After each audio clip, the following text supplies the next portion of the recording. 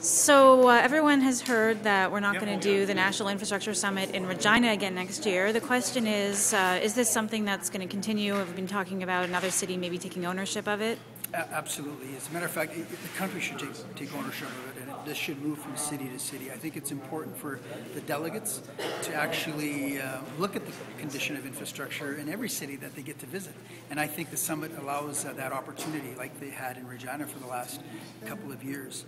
But the issue of infrastructure isn't going to go away. I think the discussion may shift as to topics, but it will always be until we get caught up.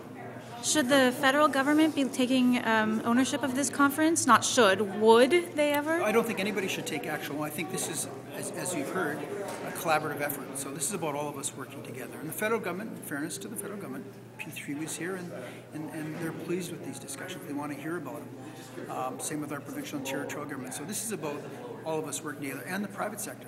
Yeah, and they're the ones that are going to deliver the service for the most part. Yeah, so there was a good turnout from the private sector. There's, as always, a good turnout from the municipal government. We had some provincial, some federal, but not nearly as much as the municipalities really came out. And I was really struck by the fact that this feels very much like a municipal issue. All the discussions that we've had the last 3 days were about municipalities. Well, and it was about municipal infrastructure. Let's not forget there's provincial infrastructure, there's federal infrastructure.